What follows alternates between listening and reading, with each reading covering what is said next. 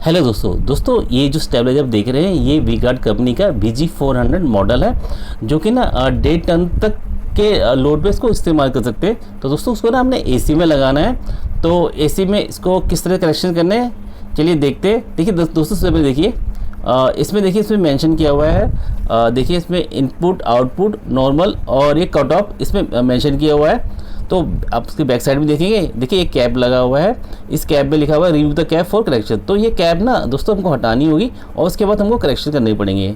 देखिए यहाँ पे ना करेक्शन कैसे करने हैं, पहले में देखेंगे न्यूट्रल, फिर अर्थ, फिर लाइन है। दोस्तों इस जो स्टेबलाइजर की कैपेसिटी है दोस्तों 170 वोल्ट से लेकर 270 वोल्ट है। मीन्स अगर आपकी जो नॉर्मल वोल्टेज है इतनी आएगी ना 170-220 में, तो ये अच्छी तरह काम करेगा। अगर इससे कम आएगी दोस्तों तो ये प्रॉपर काम नहीं कर पाएगा।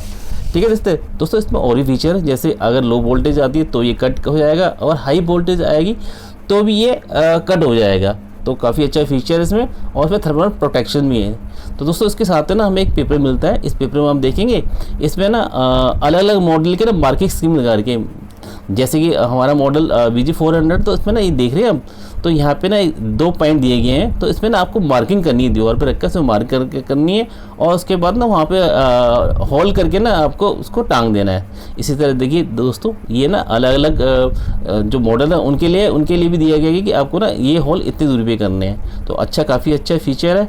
चलिए ना एक बार मैं आपको साइड भी दिखाता हूँ हमको कनेक्शन कैसे करने हैं। देखिए ये ना ये देखिए यहाँ पे प्लास्टिक कैप है। पहले तो हमको एक प्लास्टिक कैप निकालनी पड़ेगी, ठीक है। तो निकालने के लिए ना आपको एक स्क्रू ड्राइवर की जरूरत पड़ेगी। आराम से निकालना है आपने, ये डेलिकेटेड होता है तो ये टूट भी सकता है। तो इसको ना आपने आराम से इसको निकाल देना, और जैसे देखिए थोड़ा उसको जोर लगाना पड़ेगा आपको, ठीक है। थोड़ा इसको फंसा कर और फिर इसको ऊपर की तरफ करेंगे ना तो लॉक लगे तो ये हट जाएगा। देखिए ये निकल गया है। तो यहाँ पे आप देखेंगे पहले में न्यूट्रल नीचे की साइड में, उसके बाद अपने ये अर्थ का, और उसके बाद लाइन का कनेक्शन है, ठीक है दोस्तों। तो चलिए चलते हैं अब, चलिए अब ना मार्किंग करते हैं। देखिए जो होल है ना उसको यहाँ पे थोड़ा निशान लगा लेते हैं, ठीक है, ताकि ना हमारा जो स्टेबलाइजर है वो एक्यूरेट इसमें फिट हो जाए। तो एक तो हमने यहाँ लगा लिया है, और ऐसे ही ना हमें दूसरी साइड में लगाना है, ठीक है। ये दोनों लग गए। और दोस्तों अब ये ड्रिल मिल का यूज़ करेंगे। तो उसमें देखिए ड्रिल मशीन मेरे पास ये 500 वाट की है, ठीक है, ब्लैक डेकर की। तो उसमें होल करते हैं, और होल करने के बाद देखिए दोस्तों अब इसमें इस तरह से हमने स्टेबलाइजर को लगा दिया है, ठीक है। तो अब ना देखिए दोस्तों ये ना MC है हमारी, तो इसमें हमने कनेक्शन करने हैं। AC की वायर देखिए इसमें ऑलरेडी पहले लगा हुआ है।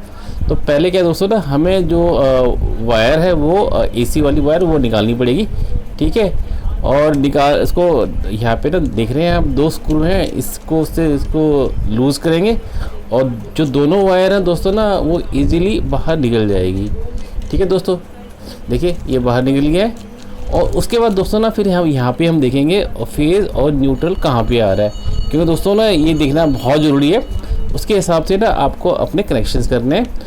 तो एक बार जो फेज़ टेस्टर है उससे देखते हैं कि ना हमारा फेज किधर आ रहा है, लेफ़्ट आ रहा है कि राइट आ रहा है। उसके बाद ही ना दोस्तों हम इसके कनेक्शंस करेंगे, ठीक है। तो देखिए दोस्तों यहाँ तो फ़िलहाल ये देखिए थोड़ा बहुत ये नज़र आ रहा है। चलिए यहाँ आप देख लेते हैं, वो चेक कर लेते हैं कि डबल तो नहीं हो रहा यहीं पे, ठीक है। चलिए अब यहाँ पे चेक करते हैं, यहाँ पे फेज़ आ रहा है हमारा। अब ये देखेंगे ना, देखिए ये लाइट जल रही है यहाँ पे, तो फेज़ आ रहा है। तो जो रेड वायर है दोस्तों आपको ना रेड वायर यहाँ पे लगानी है, ठीक है। तो चलिए इसमें ना रेड वायर इसमें लगा लिया हमने, ठीक है। और उसके बाद ना दोस्तों इसके कनेक्शंस ना जो हमारे AC के जो कनेक्शंस हैं दोस्तों ना वो इस पे करने हैं आपने, ठीक है। वहाँ पे स्टेबलाइजर कनेक्शन करने हैं, और उसके बाद जो AC के कनेक्शन आएगा, जो आउटपुट मिलेगी हमको यहाँ से मिलेगी, तो उसके कनेक्शन हमने यहाँ करने हैं। दोस्तों मेरा वीडियो अच्छा लगे तो प्लीज़ को लाइक और सब्सक्राइब कर दीजिएगा।